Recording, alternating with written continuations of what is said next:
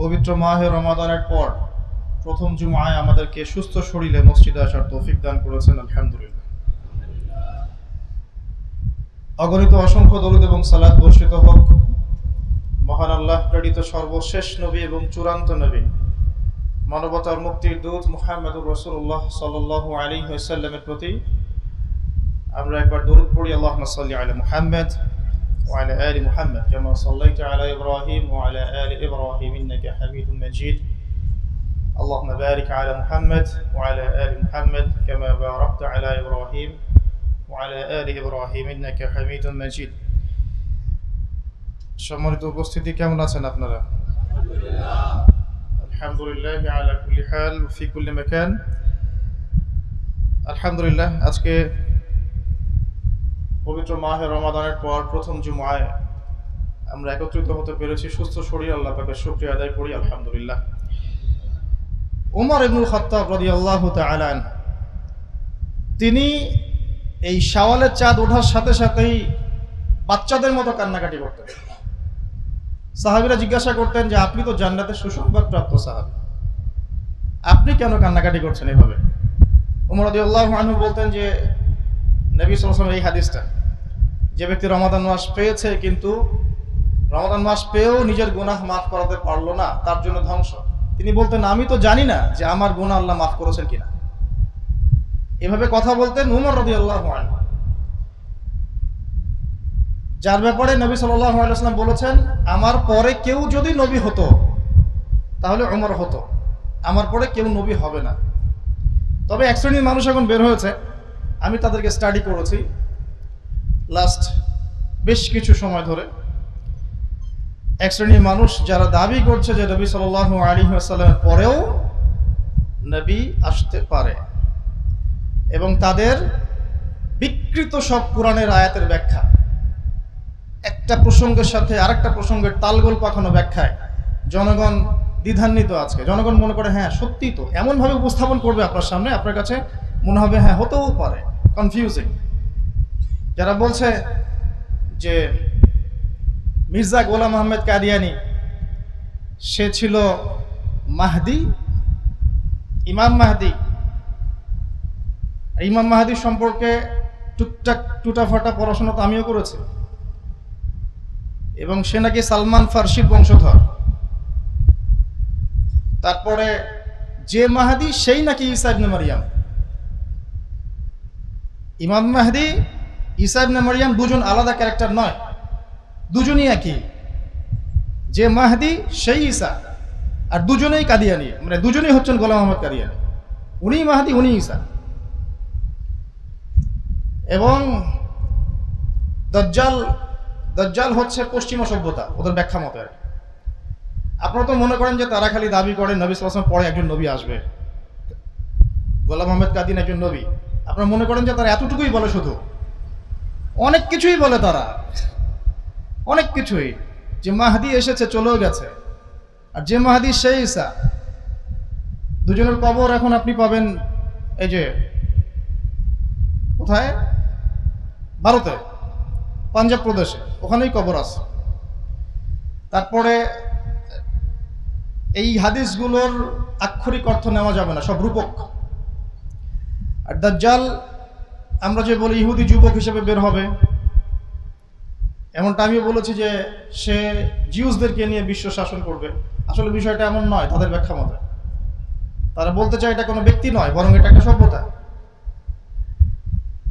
আরো অনেক ব্যাপার আছে এদের, মানে প্রতিটা বিষয়ে এমনভাবে তালগোল পাকিয়ে ব্যাখ্যা করেছে যে অনেক সময় দেখা যায় কিছু নামধারী মুসলিম কনফিউজড হয়ে যায়। হ্যাঁ হতেও পারে, প্রত্যেকটার পিছনে কোরআনের আয়াত দিবে, হাদিসের দলিল দিয়ে দিবে। ও আরো শুনলাম মসজিদুল আকসা যেটা আছে সেটা বাইতুল মাকদাস না, ওটা একটা আকসা, কিন্তু আরো একটা আকসা আছে। ঈসা ইবনে মারইয়াম যে সিরিয়ার দামেশকের সাদা মিনারের উপরে নামবেন, ওর পূর্ব দিক বরাবর পশ্চিমা কোনো কান্ট্রিতে ওরা একটা মসজিদ বানিয়েছে যার নাম আকসা। তাদের দাবি এটাই সেই আকসা, এবং সেটা বিখ্যাত হবে, দলে দলে মানুষ সেখানে আসবে। তাদের ওখানে মানুষ দলে দলে যাচ্ছে, এখন সব নাকি ফলো যাচ্ছে। সুবহানাল্লাহ, আমি স্টাডি করছিলাম লাস্ট 2-3 মাস থেকে এদের সম্পর্কে। তো এত কিছু তথ্য যেটা আপনারা জানেন না, এই যে মিসকনসেপশন, এই বিষয়গুলো সম্পর্কে প্রচুর পড়াশোনার দরকার আছে আপনাদের। আজ পর্যন্ত তো আমরা ফিক্স করতে পারলাম না হাতটা বাঁধবেন কোথায়। তো ভিতরে ভিতরে যে কোথায় চলে গেছে ইসলামের অবস্থা, আপনার আমার কল্পনাতেও নাই, একেবারেই কল্পনাতে নাই। ইসলামকে টেনে হিসড়ে এক একজন এক একভাবে ব্যাখ্যা করে, যে যা স্বার্থ মতো ইউজ করে আজকের 12টা বাজে ছেড়ে দিয়েছে। আপনি খালি স্টাডি করা শুরু করেন, বুঝতে পারবেন যে কোন জায়গায় চলে গেছে। বুক ফুলি আরেক শ্রেণী মানুষ বলে বেড়াচ্ছে যে হাদিস মানারই দরকার নাই, কোরআনই সব আছে। আল্লাহ পাক যেহেতু কোরআনে বলেছেন, সূরা কাহফের মধ্যেও তো আছে, ওয়ালাকাদ সাররাফনা ফি হাযাল কুরআন লিন-নাস মিন কুল্লি মাসাল। আমি কোরআনে মানব জাতির জন্য প্রতিটা বিষয় সমাধান দিয়েছি। সূরা নাহলে আছে তিবিয়ানাল লিকুল্লি শাই, কোরআন প্রতিটা বিষয়ের ব্যাখ্যা। হামিম ওয়াল কুরআনিল মুবিন, সুস্পষ্ট কোরআনের শপথ। অতএব কোরআনেই সব আছে, হাদিসের কোনো প্রয়োজন নাই। এবং এরা এখন প্রচারণা চালাচ্ছে, দিনকে দিন মানুষ এই দলে অন্তর্ভুক্ত হচ্ছে। দেখবেন এভরি 10 পিপল একজনকে পাবেন এরকম। হ্যাঁ, আর যত দিন যাচ্ছে আমাদের এই সোনার বাংলায় এইসব ফিতনার সংখ্যা বাড়ছে যত দিন যাচ্ছে। এর কারণ হচ্ছে আমাদের ঘুমন্ত অবস্থা। আর আমরা আপোষে যে হাত তুলে মোনাজাত করা যাবে কি না, হাত বাঁধা কোথায় বাঁধবো, রফুল ইয়াদাইন করবো কি না, আমিন জোরে না আসতে, যেগুলো নিয়ে শতাব্দীর পর শতাব্দী কথা চলে এসেছে, আমরা মনে হয় কিয়ামত পর্যন্ত এটাকে চালিয়ে নেওয়ার দায়িত্ব নিয়েছি। কিয়ামত পর্যন্ত আমরা এটাকে টেনে নিয়ে যাব, এটাই হচ্ছে আমাদের দায়িত্ব। আর ভিতরে ভিতরে ইসলামের 12টা বেজে যাচ্ছে। যাই হোক, আজকে এই টপিক না, তা আমি একটা প্রসঙ্গে কথাটা নিয়ে আসলাম যে ব্যাখ্যা, একটা জ্ঞানতাত্ত্বিক ব্যাখ্যা নিয়ে কোরআন হাদিসকে হাতে নিয়েও মানুষ বিভ্রান্ত হতে পারে। এই জন্য বিশ্ব বরেণ্য ওলামায়ে কেরাম যারা আছেন, রিনাউন্ড যে ফিকহের বইগুলো আছে, রিনাউন্ড যে মাযহাবগুলো আছে, এর আওতায় থাকলে আপনি সেফ। এর বাইরে নিজের সামর্থ্যের চেয়ে বেশি পাণ্ডিত্য প্রদর্শন করতে গেলেই বিভ্রান্ত হয়ে যেতে পারে। প্রয়োজন নাই আমার, যেহেতু আমি একজন ফকিহ নই, তাহলে আমি তো নতুন করে কোরআন হাদিসের সব কিছু গবেষণা করতে পারবো না, সিম্পল। তাহলে আমাকে বরেণ্য কোনো ফকির দ্বারস্থ হতেই হচ্ছে, এবং এটা আপনার জন্য শুধু জায়েজই নয়, বরং আপনার জন্য উচিতই। আদারওয়াইজ আপনি বিভ্রান্ত হতে পারেন। যাই হোক প্রিয় ভাইয়ের, আমি টপিকে চলে আসি। আমি বলছিলাম যে এই রমাদান মাসে যারা খুশি পালন, ঈদের দিন যারা খুশি পালন করেছে বলে দেখাচ্ছে, এদের খুশিটা কিসের? রমজান মাস শেষ হয়ে গেছে এই খুশি। আর যারা আল্লাহ পাকের মাআরিফত পেয়েছে, তারা রমাদানের আগমনে খুশি হয়, রমজান চলে গেলে তারা কান্নাকাটি করে। ওমর রাদিয়াল্লাহু আনহুর কথা বলছিলাম যে যদি আমার পরে কোনো নবী আসতো, তাহলে ওমর হতো সেই ব্যক্তি ঈদের দিন অঝর নয়নে কান্নাকাটি করতেন, আমি জানি না যে আমার গুনাহগুলো মাফ হলো কিনা, এই কথা বলে বলে। আরেকজন সাহাবী ছিলেন, আপনারা সবাই ছিলেন, আলী ইবনে আবি তালেব রাদিয়াল্লাহু আনহু। তিনি ঈদের দিন তো ভালো ভালো খাবার আয়োজন করা জায়েজ। তিনি শুকনা রুটি বাসায় কোনো রকম বানাতেন, জাইতুনের তেল দিয়ে রুটি খেতেন। অন্য কেউ জিজ্ঞাসা করলে তিনি বলতেন, আজকে আমি কিভাবে খুশি পালন করতে পারি? আমি তো জানি না আমি সেই ব্যক্তির মধ্যে কিনা যাদেরকে আল্লাহ পাক ঈদুল ফিতরের মাঠে মাফ করে দিয়েছে। কাদেরকে মাফ করেছেন? যারা রমাদানের টোটাল হকগুলো আদায় করেছে, তাকবীর দিতে দিতে ঈদগাহে গিয়েছে, কদ আফলাহা মান তাযাক্কা, রমজান মাসে আত্মশুদ্ধি অর্জন করতে পেরেছে, ওয়া যাকারা ইসমা রাব্বিহি ফাসাল্লা, এবং তাদের রবের নাম স্মরণ করতে করতে ঈদগাহে গিয়েছে সালাত আদায় করার জন্য। আল্লাহ পাক তখন এই মানুষগুলোর শানে ফেরেশতাদেরকে ডেকে নিয়ে এসে বলেন যে আমার এই বান্দাদের জন্য কি পুরস্কার দেওয়া যায়। মালায়েকারা বলেন যে তাদের যথাযোগ্য প্রাপ্ত দিয়ে দেয়াই তো তাদের উপযুক্ত পুরস্কার, হে আল্লাহ। তখন আল্লাহ পাক বলেন, তোমরা সাক্ষী থাকো, আমার ইজ্জতের কসম, আমার জালালিয়াতের কসম, আমার শানের কসম, আমি আমার এই বান্দাদেরকে মাফ করে দিলাম। আলী ইবনে আবি তালেব কান্নাকাটি করতেন আমি তাদের অন্তর্ভুক্ত কি না এটা ভেবে। আর যারা এই ঈদের খুশি বলে যা করছে, তারা চিন্তা করেন যে এই শ্রেণীর মানুষের সাথে ইসলামের সম্পর্কটাই বা কোথায়? এই যে মিউজিক প্লে করে রমাদানের খুশি পালন করছে, এর সাথে ইসলামের কি সম্পর্ক আছে? এর সাথে ঈদের খুশি কি সম্পর্ক আছে? রমাদানের সওম রাখে নাই, নামাজ পড়ে নাই, জামাতে নামাজও পড়ে না, তারাবি পড়ে নাই, কোরআনও পড়তে জানে না, আলিফ বা তাসা পর্যন্ত জানে না, দুটা হাদিস পেটের মধ্যে বোম মারলে বের হবে না, ওযুর মাসআলাও বলতে পারবে না, রমজান মাসে সুদ খেয়েছে, রমজান মাসেই জিনা করেছে, রমজান মাসেই মাদক খেয়েছে, আল্লাহর এবং রাসূলের আনুগত্যের পরোয়া করে নাই। এই শ্রেণীর মানুষের সাথে ঈদের খুশি আর রমাদান চলে যাওয়ার এই বিচ্ছেদের ব্যথার কি সম্পর্ক? অথচ দেখবেন এরাই বেশি খুশি পালন করছে। তো আমি বুঝতে পেরেছি এটা কিসের খুশি। এটা হচ্ছে শয়তান যে মুক্ত হয়েছে, ছাড়া পেয়েছে, রিলিজ, এটা শয়তানের খুশি। সে এই মানুষদের মধ্য দিয়ে আমাদেরকে দেখাচ্ছে এটা সবগুলোই শয়তানের দাস। এবং রমজান চলে গিয়েছে এই খুশিতে ওরা এখন মাতোয়ারা। আল্লাহ পাক আমাদেরকে বোঝার তৌফিক দান করুন, আমিন। তো মূল কথা হচ্ছে রমাদান চলে গেলে এক শ্রেণীর মানুষ কষ্ট পায়, এবং সেই কষ্টটা আমি স্মরণ করাতে চাচ্ছি। রমাদান চলে গেছে কিন্তু আপনার কাছে দুটো কথা বলে গেছে। একটা হচ্ছে আমি চলে যাচ্ছি, তোমাকে কোরআন দিয়ে গেলাম। রমজান মাসে কি নাজিল হয়েছে? আমি তোমাকে কোরআন দিয়ে গেলাম, কোরআনের হেফাজত করো, আমি আবার আসব ইনশাআল্লাহ। আর আমি তোমাকে ঈমান দিয়ে গেলাম। রমজান মাসে তাকওয়া, ঈমান, ইহসান এগুলো বেড়ে যায় মানুষের, যারা প্রকৃত মুসলিম বেড়ে যাবে, এটা আমরা ফিল করতে পারি। নিজের ঈমানের যত্ন নিও, আমি চলে যাচ্ছি। মনে করেন আপনি একজন স্বামী, আপনার স্ত্রীকে আপনি খুব মহব্বত করেন, আপনি সফরে যাচ্ছেন, হালাল কোনো সফরে, 2-3 মাস আসবেন না। শেষ কথা কিন্তু আমরা সবাই বলে যাই বাসা থেকে যে আমার প্রিয়তমা স্ত্রী, নিজের যত্ন নিও, খেয়াল রেখো, বাচ্চাদের যত্ন নিও, এটা বলি না? রমাদান চলে যাওয়ার সময় কিন্তু আমাদেরকে নীরবে একটা মেসেজ দিয়ে যায়, আমি চলে যাচ্ছি, ঈমানের খেয়াল রেখো। এইটা যখন আপনি বুঝতে পারবেন তখন আপনার ভিতর থেকে কান্না চলে আসবে একটা। এই ফিলিংসটা আমি আপনাকে এই প্রোটেস্ট্যান্ট ভার্সনে কথা বলে বোঝাতে পারবো না। এটা যারা বুঝতে পারবে, যাদের মনটা কেঁদে উঠবে, বুঝতে পারবেন আপনি আল্লাহকে পেয়ে গেছেন। শুধু কি রমাদান চলে গেলে একটা খুশি দিয়ে যায়? আর অনেকগুলো বিষয় তো ঘটে, যেমন জাহান্নামের দরজাগুলো আবার খুলে দেওয়া হয়েছে। একটা মাস বন্ধ ছিল। জাহান্নামের দারোগা মালিক, যার নাম সূরা যুখরুফের মধ্যে আছে, সূরা যুখরুফ এখানে আছে, তিনি আবার তার দায়িত্ব পালনে এখন কঠোর। সেখানে 19 জন বড় বড় ফেরেশতা আছেন, 19 জন প্রহরী ফেরেশতা, বড় বড়, আলাইহা তিসআতা আশার, দেখবেন কোরআনের মধ্যে আছে শেষের দিকে। তারা এখন অ্যাক্টিভ, রমাদান চলে যাওয়ার সাথে সাথে আবার অ্যাক্টিভ। একটা মাস রিল্যাক্স ছিল, রমাদান চলে গেছে মানে কবরের আযাব আবার শুরু হয়েছে। এই চিৎকার তো আমরা শুনতে পাচ্ছি না। কবরবাসীর চিৎকার যদি মানুষ শুনতে পারত তাহলে আপনারা হাদিসটা জানেন তো, চক্ষু বিস্ফোরিত হয়ে যেত, কান ফেটে পড়ত। মানুষ এবং জিন ছাড়া সমস্ত মাখলুক এটা বুঝতে পারে। কবরের আযাব আবার শুরু হয়েছে। এই চাঁদ রাতে যারা নোংরামি করেছে ইসলামের নামে, খুশির নামে, এরা কি কখনো এগুলো চিন্তা করতে পারবে? এই বাসিরা, দূরদর্শিতা কি ওদের আছে? এই কলব কি ওদের জীবিত?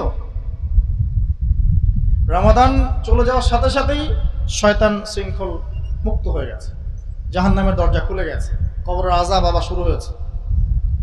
তাহলে এখানে কারা মেসেজ নিতে পারবে? যারা রমাদানকে উপলব্ধি করেছে, রমাদানকে কাজে লাগিয়েছে, এর হকগুলো আদায় করেছে।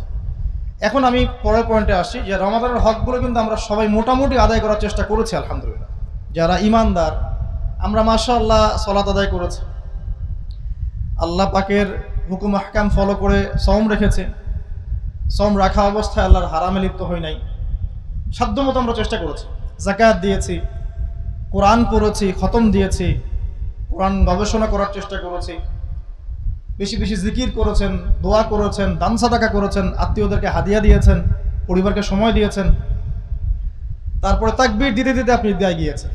সাধারণত কিন্তু মুসলিমরা এই কাজগুলি করেছে, কারণ শয়তানের দাস যেমন আছে, আল্লাহর বান্দারাও তো আছেন, আল্লাহর বান্দার এই কাজগুলো করেছে। এখন খুতবার এই অংশের মেসেজগুলো মূলত তাদের জন্য, যারা রমাদানের হকটা আদায় করেছি। যারা করি নাই ওদের সাথে আমাদের কোনো সম্পর্ক নাই। আল্লাহ ওদেরকে হেদায়েত দিক, দোয়া করি, হেদায়েত না থাকলে এদের ফিতনা থেকে আমাদেরকে বাঁচাক, এটা দোয়া করি। মানে অবাক লাগে কিছু কিছু বিষয়। রমাদান উপলক্ষে মিউজিকের অ্যালবাম রিলিজ হচ্ছে ঈদ উপলক্ষে। তোমার ওই নোংরা গানের সাথে ঈদের খুশির কি সম্পর্ক? কে বলেছে তোমাকে ঈদের খুশিতে গান রিলিজ করতে? কে বললো যেটা বৈধ? আবার রিলিজ করে বলছে যে দোয়া করবেন আমার জন্য। কার কাছে কি দোয়া করবো? আরো বেশি বেশি রিলিজ করতে পারো? সুবহানাল্লাহ। রমাদান উপলক্ষে অমুক নায়িকার আনন্দ বিলাস, অমুক নায়কের অমুক মুভি, তমুক নায়িকার ফ্যাশন শো, অমুক বিউটি কন্টেস্ট। এদের সাথে রমাদানের সম্পর্কটা কোথায়? রমাদান উপলক্ষে অমুক টেলিফিল্ম রিলিজ হচ্ছে, অমুক মুভি রিলিজ হচ্ছে, যেগুলো আপনাকে শেখাচ্ছে জিনা, অশ্লীলতা, বেপরদামি, পরকিয়া। ইভেন একটা দেশাত্মবোধক মুভিও রিলিজ করবে না। দেশ নিয়ে আমরা গর্ব করি না? দেখবেন দেশের ঐতিহ্য, ইতিহাস, সংস্কৃতি, বীরত্বপূর্ণ গাথা, এগুলো নিয়ে কয়টা মুভি আছে, কয়টা সং আছে, কয়টা নাটক হয়। ম্যাক্সিমাম আপনাকে কি শিখাচ্ছে? তো খুব খারাপ লাগে, ভিতরটা জ্বলে যখন এগুলো দেখে, আগুন জ্বলা শুরু হয়। এই আগুনটা আপনি ফিল করতে পারবেন যখন আপনি মুমিন হবেন। রমাদান উপলক্ষে গান রিলিজ করছে এবং সবাইকে বলছে আমার জন্য দোয়া করে। আবার মিডিয়ার যেখানে যে চ্যানেল দিবেন, টিভিতে দিবেনটা কোথায়? যে চ্যানেল দিবেন সেখানে এরকম শো হচ্ছে। পেপার ধরে একটা নায়িকা বসে থাকবেন, ইন্টারভিউ নেওয়া হবে, সে বলছে আমার জন্য দোয়া করেন, আমার ঈদে এটা রিলিজ হচ্ছে, ওটা রিলিজ হচ্ছে, এই ঈদে তো আমি এইটা কিনেছি, ওইটা কিনেছি। তোমার সাথে ঈদের কি সম্পর্ক? তোমাদের সাথে ঈদের খুশির কি সম্পর্ক? রমজানের সাথেই বা তোমাদের কি সম্পর্ক? আর মিডিয়া এগুলোকে ফোকাস করে হাইলাইট করতে করতে মানুষের মাথায় গিলে খাওয়াচ্ছে। মাইন্ড ডাইভার্টিং, মানে এগুলো নিয়ে ব্যস্ত থাকেন, আসল উদ্দেশ্য ভুলে যান। পুরো মাইন্ড প্রোগ্রামিং এগুলা। বড় বড় ইস্যুগুলোকে বাদ দিয়ে ছোট ইস্যুর দিকে, আপনাকে নোংরা একটা ইস্যুর দিকে ফোকাস করে রেখে দিবে। ইউক্রেন রাশিয়ার ইস্যু চলছে না? এখন কি করোনার ইস্যুর কথা শুনছেন? কোথায় গেল করোনা? এখনো নাই। সুবহানাল্লাহ, মাইন্ড প্রোগ্রামিং। রমজান মাসে যে প্যালেস্টাইনে ইসরায়েল হামলা করেছে, কয়টা নিউজে দেখেছে? রমজান মাসে দেখছেন যে কয়টা মুভি বের হবে, কয়টা গান বের হবে, কয়টা কি বের হবে, অথচ প্রতিদিন তাদেরকে হামলা চালানো হয়েছে। দেখা যাচ্ছে না এখন? একদম জুমাতুল বিদায়ের দিনেও হামলা করেছে। কথা বলা যাবে না এগুলো নিয়ে, বললে সমস্যা। এভাবেই কি চলবে দুনিয়াটা? ওয়া ইন তানসুরুল্লাহ ইয়ানসুরকুম। আল্লাহ পাক বলেছেন, তোমরা যদি আল্লাহর দ্বীনকে সাহায্য করো তবেই আল্লাহ তোমাদেরকে সাহায্য করবেন। ওয়া ইউসাব্বিত আকদামাকুম, তোমাদের পদযুগল আল্লাহ পাক দৃঢ় রাখবেন। আসুন, যারা রমাদান হক আদায় করার চেষ্টা করেছিলাম, রমাদান চলে যাওয়ার সময় আমাদেরকে কিছু মেসেজ দিয়ে গেছেন। আমাদের উচিত হবে, এবং আমরা ইনশাআল্লাহ আপ্রাণ চেষ্টা করব, যাতে সারা বছর এই শিক্ষাগুলোকে আমরা ধরে রাখতে পারি। আমি পয়েন্ট আকারে কয়েকটা নোট করেছি, সংক্ষিপ্ত আকারে বলে আমি শেষ করছি ইনশাআল্লাহ। 1 নাম্বার, সূরা বাকারার 183 নম্বর আয়াতটা আপনাদের মনে আছে নিশ্চয়ই।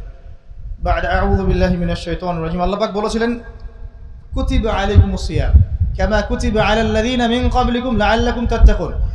সাওমকে ফরজ করা হয়েছে তোমাদের উপরে ঠিক যেভাবে পূর্ববর্তীদের উপরেও ফরজ করা হয়েছিল। উদ্দেশ্য হচ্ছে লাআল্লাকুম তাত্তাকুন, যাতে করে তোমরা তাকওয়া অবলম্বন করতে পারো। তো সাওম এবং রমাদান চলে গিয়ে আমাদেরকে তাকওয়ার শিক্ষাটা দিয়ে গেছে। তাকওয়া বজায় রেখো, এটা তার প্রথম শিক্ষা, নসিহত। এটা কি? আমিরুল মুমিনিন উমর রাদিয়াল্লাহু আনহু, সেই বিখ্যাত একটা ঘটনা আছে। তাকে বলা হচ্ছে, হে আমিরুল মুমিনিন, আপনি কি কখনো কাটা বিছানোর পথে চলেছেন? তো তিনি বলছেন যে হ্যাঁ চলেছি।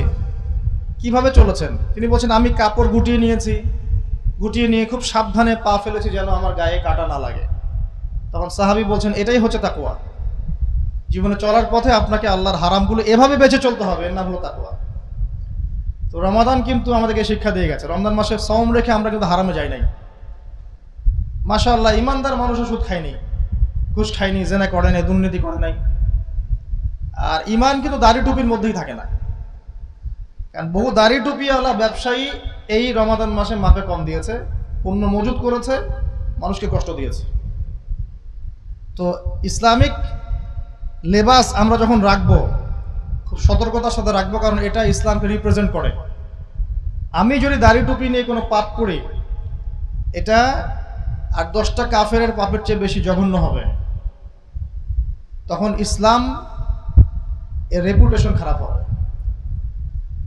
আমরা দাড়িওয়ালা একজন ব্যবসায়ীকে দেখেছি মিডিয়ার মাধ্যমে, কত যে তেল, সয়াবিন তেল, কত টাকা লিটার। আপনারাই বাজার করেন, আমি বাজারে যাই না। তো মনকে মন, টনকে টন জব্দ করলো। আমাদের মাননীয় ম্যাজিস্ট্রেট যিনি ছিলেন তিনি এটাকে ধরলেন। তিনি একটা কথা বলে ফেলেছেন, মিডিয়া এসেছে, আপনার চেহারা তো ফেরেশতার মতো, কাজ তো শয়তানের মতো। দাড়ি টুপি নিয়ে, জুব্বা পাগড়ি নিয়ে, সুবহানাল্লাহ। এদের সাথে ইসলামের সম্পর্ক নেই। ইসলাম শুধু লেবাসের নাম নয়, এটা ভিতরের নাম। তাকওয়া ভিতরে থাকে, যেটা আল্লাহ ছাড়া কেউ জানেন না কার মধ্যে কতটুকু তাকওয়া আছে। অনেক সময় বলেছি যে আমরা যারা এখানে দাঁড়িয়ে দাঁড়িয়ে কথা বলছি, আমাদের চেয়ে আপনাদের তাকওয়া বেশি থাকতে পারে, এবং আছেও। এই সেক্টরে যদি আমরা সবাই প্রকৃত অর্থে মুত্তাকি হতাম, উম্মার অবস্থা তো আজকে এই হতো না। আমরা যদি, যারা উম্মাকে নেতৃত্ব দেওয়ার দাবি করছি এখন, তারা যদি প্রকৃত অর্থেই সবাই মুত্তাকি হতো, সেই খাঁটি ইমানদার হতো, তাহলে তো উম্মার অবস্থা এমন হওয়ার কথা ছিল না। নিঃসন্দেহে আমার মধ্যে ত্রুটি আছে বলেই আমার কথায় কোনো তাসির হচ্ছে না। তো তাকওয়া শুধুমাত্র লেবাস পোশাকের নাম নয়, তাকওয়া হা হুনা কলিজার মধ্যে থাকে। আর এটা রমাদানের শিক্ষা ছিল। তিনি রমাদান চলে গেছেন, কিন্তু আমাদেরকে তাকওয়ার শিক্ষা দিয়ে গেছেন। আরেকটা শিক্ষা দিয়ে গেছেন, শর্ট করে বলছি, সেটা হলো ইহসান। মাল ইহসান, ইহসান কি? হাদিসে জিবরিলে চলে যান, রাসূল সাল্লাল্লাহু আলাইহি ওয়াসাল্লাম বলছেন, আল ইহসান, ইহসান হচ্ছে আন তা'বুদাল্লাহা কাআন্নাকা তারাহ, তুমি এমন ভাবে আল্লাহর ইবাদত করবে যেন তুমি আল্লাহকে সচক্ষে দেখছো। আপনি মনে করেন যে আল্লাহকে আপনি দেখতে পাচ্ছেন। ওয়া ইল্লাম তাকুন তারাহু ফাইন্নাহু ইয়ারাক, তুমি যদি তাকে দেখতে না পাও, তাহলে জেনে রাখবে আল্লাহ তোমাকে দেখছেন। এই সচেতনতার নাম হচ্ছে ইহসান, যার সাথে তাকওয়ার ঘনিষ্ঠ সম্পর্ক আছে। আমরা যদি আল্লাহকে হাজির নাজির জেনে ইবাদত করি, আমাদের পক্ষে সম্ভব না আল্লাহর অবাধ্য হওয়া। আমি যেখানেই যাই মনে করবো আল্লাহ আমাকে দেখছেন। আমি জেনা করতে পারবোই না, মনে করবো যে আল্লাহ আমাকে দেখছেন। আমি নামাজ ছাড়তে পারি না, কারণ আল্লাহ আমাকে দেখছেন। আমি মাদক দ্রব্য সেবন করতে পারবো না, গ্লাস উঠাতে পারবো না, কারণ আল্লাহ আমাকে দেখছেন। টেবিলের নিচ দিয়ে আমি ঘুষের টাকা নিতে পারবো না, টেবিলের তলে আল্লাহর চোখ আছে। তো এই বিষয়গুলো আমাদেরকে তখনই নাড়া দিবে যখন মনের মধ্যে তাকওয়া এবং ইহসান আসবে। এমনভাবে তুমি আল্লাহর ইবাদত করবে যেন তুমি আল্লাহকে দেখছো। রমাদান কিন্তু এই শিক্ষাটা আমাদেরকে দিয়ে গেছে। রমাদানে কিন্তু আমরা কনসিয়াস ছিলাম, পানি খাবো না। গোসল করার সময় কি পানি খেয়েছে? আল্লাহ দেখছেন, এই চিন্তাই তো। সুযোগ ছিল, খাবার খেতে পারতেন, কেউ দেখছে না, বাসায় কেউ নাই, ফ্রিজ থেকে বের করবেন আর খাবেন। খাননি কেন? বিকজ আল্লাহ কনসিয়াসনেস, আল্লাহ আপনাকে দেখছেন। এই ইহসান, এইটা রমাদান আমাদেরকে দিয়ে গেছে। এটা যদি আমরা রমাদান যাওয়ার সাথে সাথে ছেড়ে দেই, তাহলে আমরা ক্ষতিগ্রস্ত হব। বরং উচিত হবে আমরা যেন সারা বছর এটাকে ধরে রাখতে পারি। আল্লাহ পাক তৌফিক দান করুন। 2 নম্বর, রমাদান দিয়ে গেছে আমাদেরকে সেলফ কন্ট্রোল, মানে সংযম, আত্মনিয়ন্ত্রণ, যেটা আমরা বলি আর কি। দেখেন, রমাদান মাসে কিন্তু আমরা যা ইচ্ছা তাই, যা মন চায় তাই করি নাই। রোজা আছেন, আপনি চাইলে কিন্তু লুডো খেলতে পারেন, ক্যারাম খেলতে পারেন, আপনি একটা মুভি দেখতে পারেন, আপনি একটা গান শুনতে পারেন, সময় কাটাতে পারেন, আপনি অনেক কিছুই করতে পারেন, কিন্তু করছেন না। কারণ আপনি ইভেন মিথ্যাও বলছেন না, যে রোজা রেখে বেশি কথা বলবো না, রোজা রেখে গীবত করবো না, রোজা রেখে মিথ্যা বলবো না, যাতে আমার রোজাটা আবার ভেঙে না যায়। এই চিন্তাই তো। এই যে নিয়ন্ত্রণ, নিজেকে নিয়ন্ত্রণ করেছেন, নফসটাকে নিয়ন্ত্রণ করেছেন, এই শিক্ষাটা কিন্তু, সংযমের এই শিক্ষাটা কিন্তু আমাদেরকে রমাদান দিয়ে গেছে। আর এর অপোজিশনে একটা বিষয় আছে, এর নাম হচ্ছে ইত্তেবাউল হাওয়া, মানে প্রবৃত্তির অনুসরণ। প্রবৃত্তি কি? মানে মন যা চায় তাই করা। মন চাইলো একটা ফোন, একটা মেয়ের সাথে কথা বলে ফেললো, মন চাইলো একটা পর্ন দেখে ফেললো, মন চাচ্ছে একটা সিগারেট ধরাই ফেললো, মন চাচ্ছে মাদক খাইলো, মন চাচ্ছে বন্ধুদেরকে একটু আড্ডা মারি, একটু বাইক নিয়ে একটু দাবড়ায় আসে, একটু গান টান ছেড়ে আসে, মেয়েদের পিছনে টাঙ্কি মেরে আসে। মানে মন যা চায় তাই করা, মন যা চায় তাই করা। ইসরায়েলের মন চাইলো যে যাই 2টা ফিলিস্তিনিকে গুলি মেরে আসে, মন যা চায় তাই করা। গুলি মারার তো দরকার নাই, বরং ওদের একটা মেয়েকে ধরে নিয়ে আসে, সন্ত্রাসী ট্যাগ দিয়ে ঢুকায় দেই জেলখানায়, তারপরে মেয়েটার ইজ্জতের 12টা বাজাই। আমার আপনার মা বোনরাই তো সব কারাগারে। ওয়ার্ল্ডের অ্যাফেয়ার্সের খবর রেখে দেখেন, মুসলিম মহিলাদেরকে পর্যন্ত ধরে নিয়ে যাচ্ছে। একটা ছেলেকে ধরলে যা করে, একটা মেয়েকে নিয়ে গেলে কি করতে পারে চিন্তা করছেন? সে যদি আমার মা হতো, আমার বোন বা আমার স্ত্রী হতো। সত্যি কথা কি জানেন, আমাদের পুরো বডিটা এখন প্যারালাইজড। মানে সুস্থ একটা দেহের এক জায়গায় যদি একটা পিন দিয়ে গুঁতা দেওয়া হয়, আপনি কিন্তু ব্যথায় মুখ দিয়ে একটা শব্দ করবেন। যখন আপনার পুরো জায়গাটা অ্যানেস্থেসিয়া করে দেওয়া হয়েছে, এখন আপনাকে 10টা সুই ঢুকে গেলে আপনার কিছুই মনে হচ্ছে। আমাদের ফুল বডি এখন প্যারালাইজড। সবচেয়ে নিম্ন স্তরটা কি? মন থেকে ঘৃণা করা। অন্যায় দেখলে কি করতে বলছেন নবী সাল্লাল্লাহু আলাইহি ওয়াসাল্লাম? হয় মুখ দিয়ে প্রতিবাদ করো, না হলে হাত দিয়ে প্রতিবাদ করো, অথবা যদি না পারো মন থেকে অ্যাটলিস্ট ঘৃণা করো। এই মন থেকে ঘৃণা করার লেভেলটাও নষ্ট হয়ে গেছে এখন। কিচ্ছু যায় আসে না, দেখবেন স্ক্রল করছে, দেখলো আবার একটু স্ক্রল করে চলে গেল, কোনো ফিলিংস নাই। ইভেন তাহাজ্জুদে দাঁড়িয়ে যে হাতটা উঁচু করে দোয়া করবে, আল্লাহ উম্মার ভালো করো, উম্মার আলেমদেরকে হেফাজত করো, উম্মার যারা কল্যাণ কামনা করে এদেরকে তুমি বারাকা দিও, উম্মার মধ্যে যারা নির্যাতিত আল্লাহ ওদেরকে হেফাজত করো, আমাদের মা বোনদের ইজ্জত হেফাজত করো। কয়জন করে দোয়া?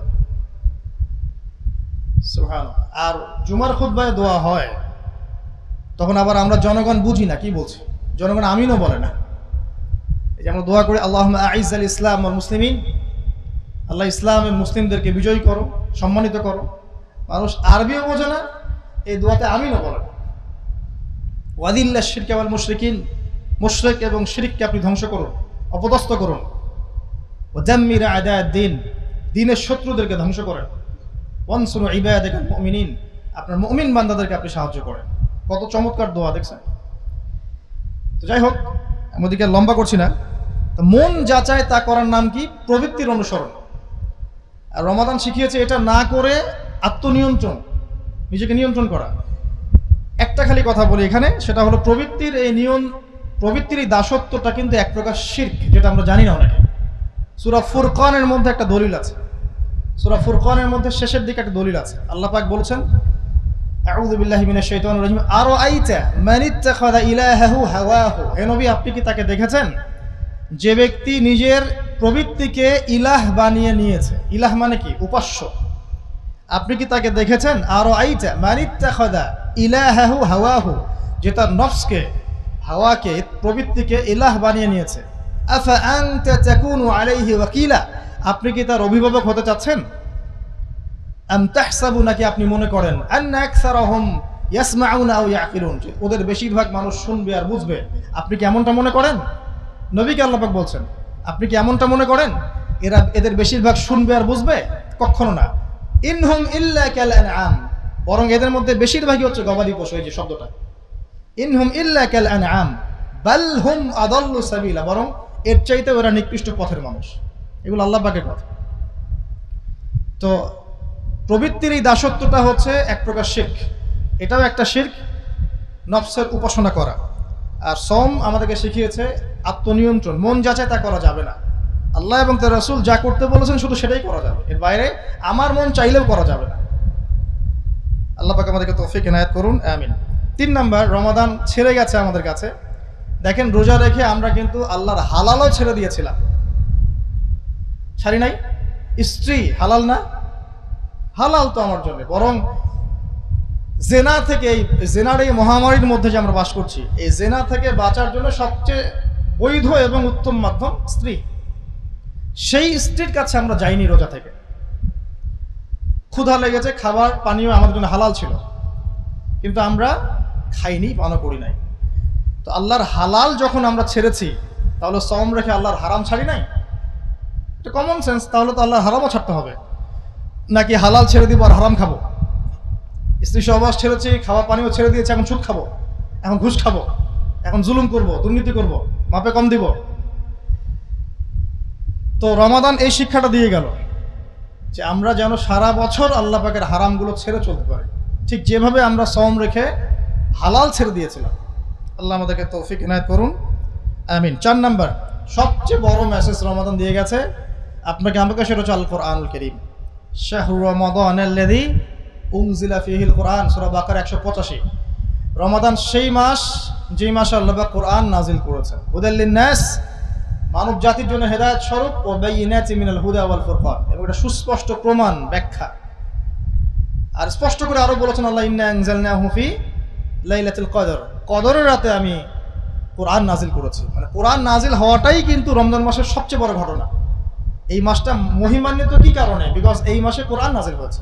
তো আল্লাহ পাক বলছেন কোরআন আমি এই রাতে নাজিল করেছি। তো রমাদানের সবচেয়ে বড় হাদিয়াটা কি দিয়ে গেল আমাদেরকে? কোরআন। আমি চলে যাচ্ছি, তোমাকে কোরআন দিয়ে গেলাম। নিজের ইমানের যত্ন নিও, নিজের আকীদা ইমান আমলের খেয়াল রেখো, কোরআনকে ছেড়ো না। এটা বলতে বলতে চলে গেছে, আমরা শুনতে পারি নাই। কারা শুনতে পেরেছে? যাদের মধ্যে খিজিরের মতো কলব আছে আলাইহিস সালাম। তো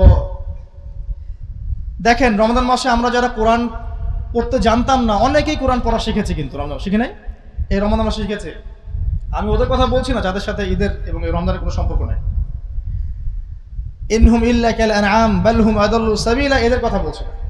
আল্লাহর মুমিন বান্দারা রমজান মাসে কোরআন তেলাওয়াত করেছে, প্রতিদিন তারা তেলাওয়াত করেছে। অনেকে অর্থ বুঝেছে, গবেষণা করেছে, তারাবি পড়িয়েছে। হাফেজে কোরআন যারা, তারা তারাবি পড়িয়েছে, হিফজ করেছে। আর মাশাআল্লাহ লক্ষ কোটি মানুষ এই রমাদান মাসে কোরআন খতম করেছে না? অন্তত একবার হলেও করেছে খতম। এই যে কোরআনের সাথে আমাদের সম্পর্ক ছিল রমজান মাসে, রমজান চলে গেলেই কোরআনকে ছেড়ে দেওয়া যাবে না, বরং এটাকেই সবচেয়ে গুরুত্ব দিয়ে আঁকড়ে ধরতে হবে সারা বছর। কি করব আমরা? আমরা প্রত্যেক দিন এক পারা করে কোরআন তেলাওয়াত করবো ইনশাআল্লাহ। বাস এতটুকু করেন, আমি কঠিন কিছু লেসন দিচ্ছি না। প্রত্যেক দিন একটা পারা করে কোরআন তেলাওয়াত করেন। এর ফজিলত অনেক দিন বলেছি, প্রত্যেক হরফে 10 নাকি, কোরআন আপনার পক্ষে সাক্ষী দিবে, ইত্যাদি ইত্যাদি।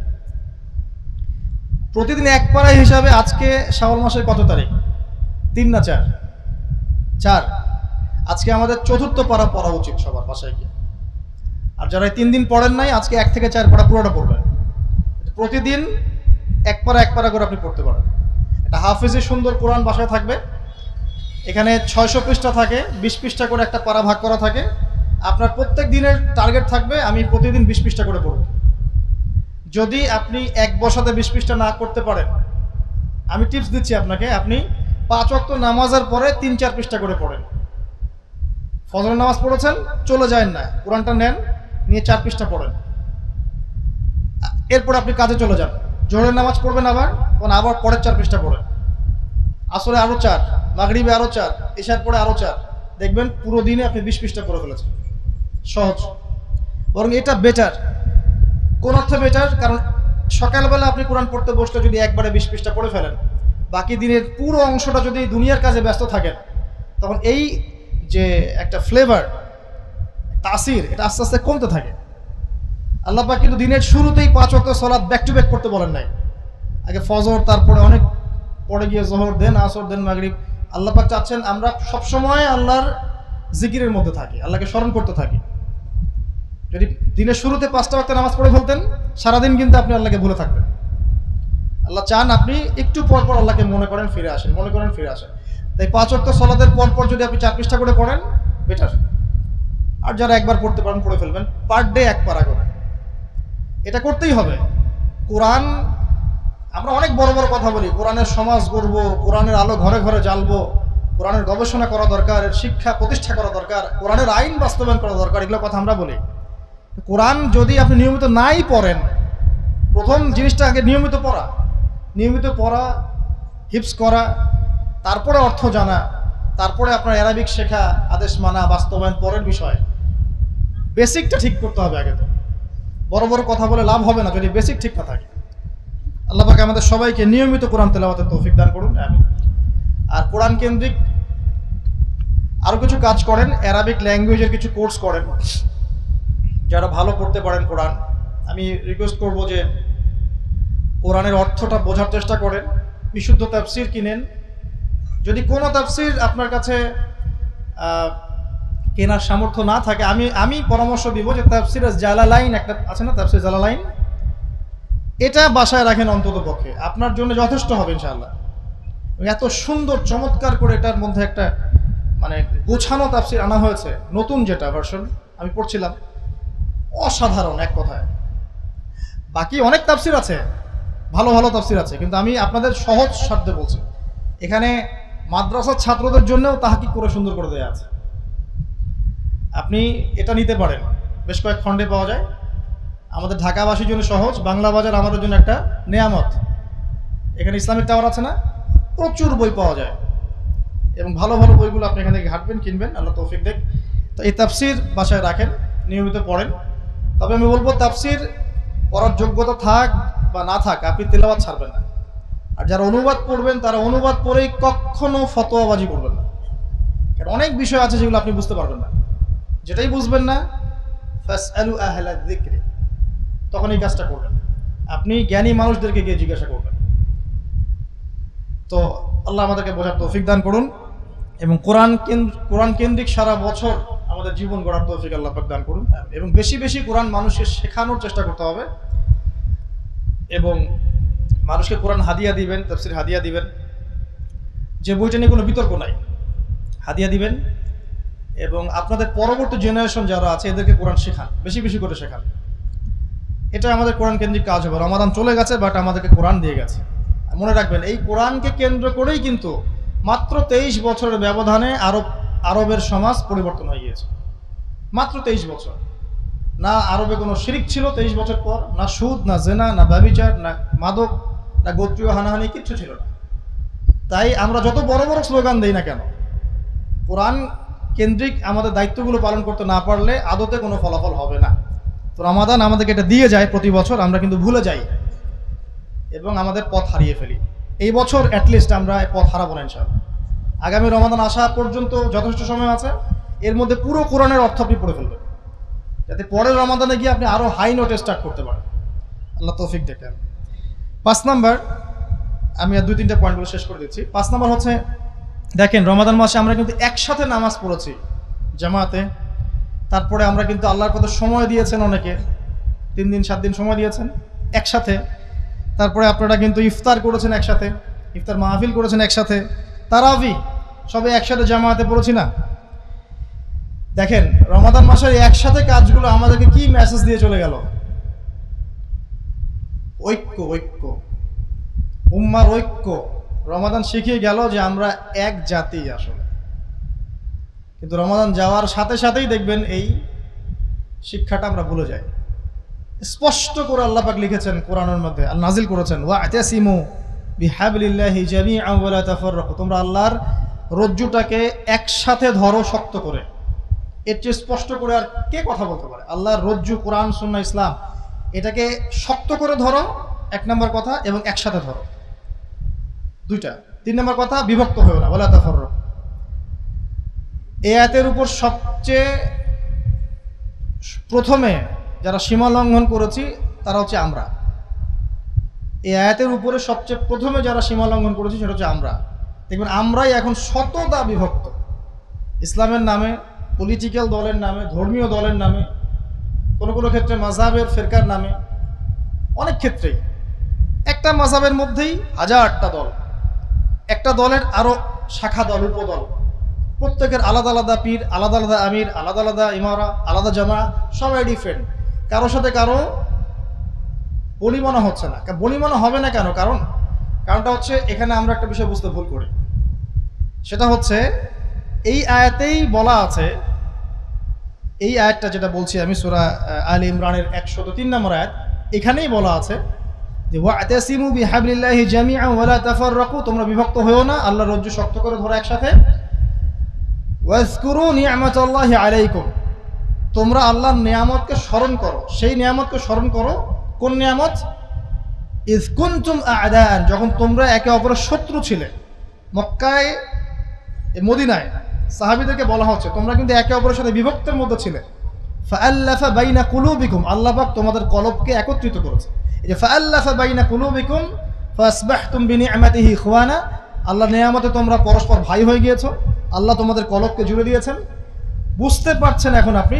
ঐক্য মানে যে কলবের ঐক্য বোঝানো হচ্ছে, মনের ঐক্য। মন থেকে যদি ঐক্য না আসে, আপনি একটা দল খুলে ফর্ম ফিল আপ করে সবাইকে এখানকার সদস্য বানালেও কোনোদিন ঐক্য হবে না। আমি কি বুঝাতে পারছি? এটা টোটালি ভিতরের ব্যাপার। মন থেকে যখন আমরা রিসিভ করবো যে হ্যাঁ আমাদের সব মুসলিমই আমার ভাই, প্রত্যেকটা মাযহাব ইসলামের মধ্যে আছে, এবং প্রতিটা মাযহাবের মধ্যেই হক আছে। এবং যারা ইসলামিক দল করছে বা পলিটিক্যাল দল করছে এরা সবাই মুসলিম উম্মার অংশ, উম্মার বাইরে নয়। সবার মধ্যে ভালো বিষয় আছে, কিছু কিছু খারাপ বিষয় থাকতে পারে।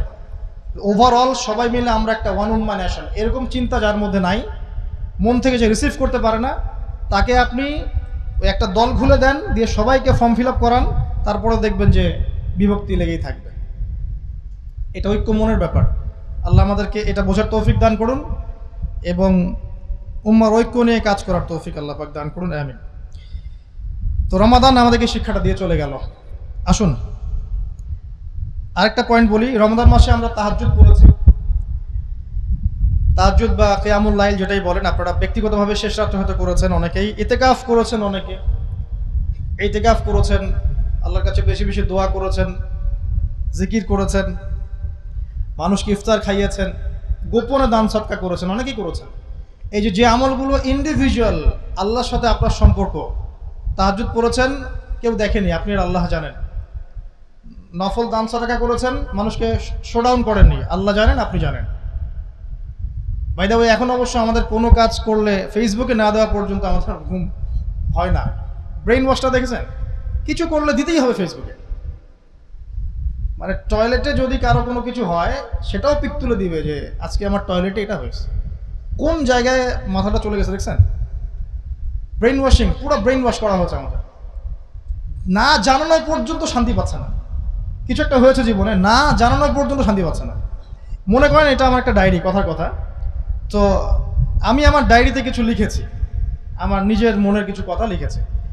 তো এই মাধ্যমগুলো হচ্ছে এমন যে আপনি পল্টন মোড়ে দাঁড়িয়ে ডায়েরিটা খুলে সবাইকে দেখাচ্ছেন, দেখো আমি লিখেছি, আজকে আমি কষ্টে আছি। এই কাজটা কেউ করতে যাবে? কিন্তু অনলাইনে ফেসবুক আমি রেডি করছি, স্ত্রীর সাথে ঘুরেছে, সবাইকে দেখাচ্ছি, দেখো আমি স্ত্রীর সাথে ঘুরেছি, দেখো তোমরা সবাই দেখো। তো সাইকোলজিক্যালি কোন জায়গায় নিয়ে আসছে আমাদেরকে দেখেন। এটা পুরো brain washing project, mind programming করা হয়েছে আমাদের। আর এগুলো আমাদেরকে অস্থির করে ফেলেছে মেন্টালি। আমরা কিন্তু এখন অস্থির, এবং দেখবেন ব্যস্ত রাখা হয়েছে আপনাকে, ঠান্ডা মাথায় চিন্তা করার সময় দেওয়া হচ্ছে না।